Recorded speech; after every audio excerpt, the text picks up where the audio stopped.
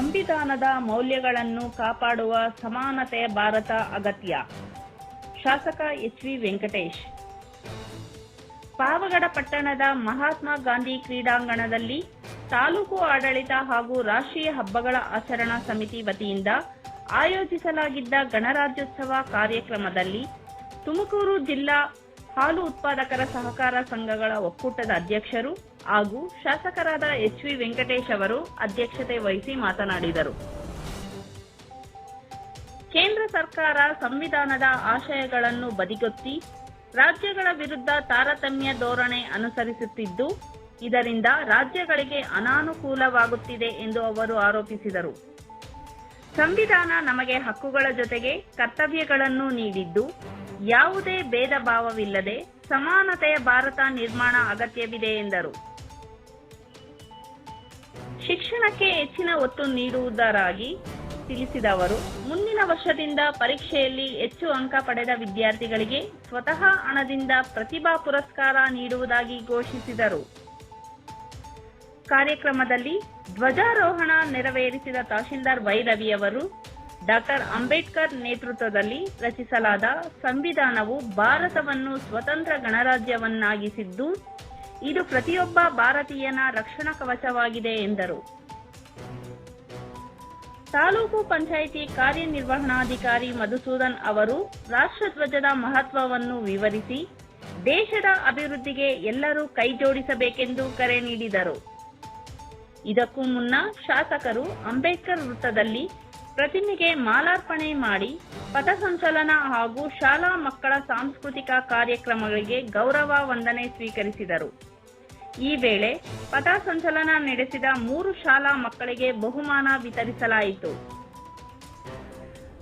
ಕಾರ್ಯಕ್ರಮದಲ್ಲಿ ವೃತ್ತ ನಿರೀಕ್ಷಕ ಸುರೇಶ್, ಗಿರೀಶ್, ಎಚ್.ವಿ. ರವಿಕುಮಾರ್, ಚಂದ್ರಶೇಖರ್ ರೆಡ್ಡಿ, ಸುದೇಶ್ ಬಾಬು, ಶಂಕರ್ ರೆಡ್ಡಿ, ರವಿ, ಬತ್ತಿನೇನಿ ನಾಗೇಂದ್ರರಾವ್, ಗಂಗಾಧರ್, ಪೂಜಾರಪ್ಪ, ಕೃಷ್ಣರಾವ್, ಶಾಬಾಬು ಸೇರಿದಂತೆ ತಾಲೂಕು ಮಟ್ಟದ ಅಧಿಕಾರಿಗಳು, ಶಿಕ್ಷಕರು ಮತ್ತು ವಿದ್ಯಾರ್ಥಿಗಳು ಉಪಸ್ಥಿತರಿದ್ದರು.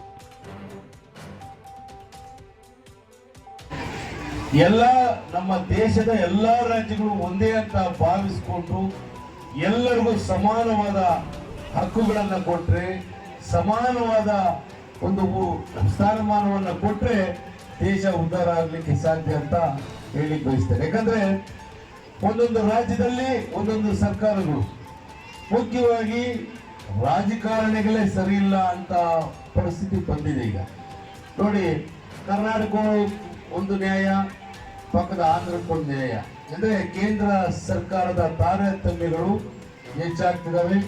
ಕೇಂದ್ರ ಸರ್ಕಾರ ಎಲ್ಲಾ ರಾಜ್ಯಗಳನ್ನ ಸೂಕ್ತ ಸ್ಥಾನಮಾನಗಳನ್ನ ಕೊಟ್ಟು ಅನುದಾನಗಳನ್ನು ಸಹ ಅಷ್ಟೇ ಸಮಾನತೆಯಿಂದ ಕೊಟ್ರೆ ದೇಶ ಉದ್ಧಾರ ಆಗ್ಲಿಕ್ಕೆ ಸಾಧ್ಯ ಅಂತ ಹೇಳಿಕ್ ಬಯಸ್ತೇನೆ. ಯಾಕಂದ್ರೆ ನಾವು ಸರ್ಕಾರಗಳಿದ್ದಾಗ, ಒಂದೊಂದು ಪಾರ್ಟಿ ಇದ್ದಾಗ ಒಂದೊಂದು ಕಡೆ ಹೆಚ್ಚಿನದಾಗಿ ಅವಕಾಶಗಳು ಲಭಿಸ್ತವೆ.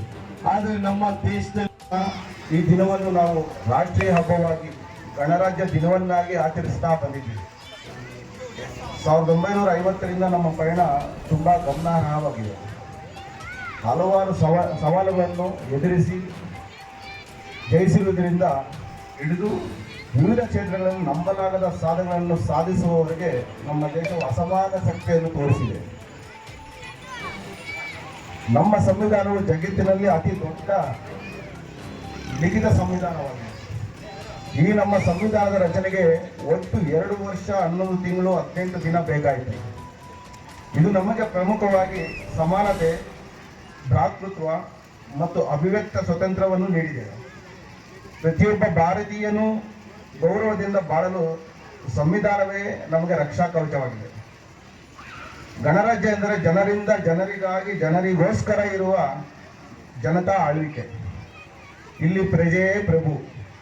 ಇನ್ನು ನಾವು ಈ ಸುಂದರ ನಾಡಿನಲ್ಲಿ ಬದುಕುತ್ತಿದ್ದೇವೆ ಎಂದರೆ ಇದರ ಹಿಂದೆ ನಮ್ಮ ಎಷ್ಟೋ ಮಹನೀಯರು. ಮಹಾತ್ಮ ಕ್ಷಣ ಕ್ಷಣದ ಸುದ್ದಿಗಾಗಿ ಯೂನಿವರ್ಸ್ 369 ವಾಹಿನಿಯನ್ನು ವೀಕ್ಷಿಸಿ, ಸಬ್ಸ್ಕ್ರೈಬ್ ಮಾಡಿ, ಲೈಕ್ ಮಾಡಿ ಹಾಗೂ ಶೇರ್ ಮಾಡಿ.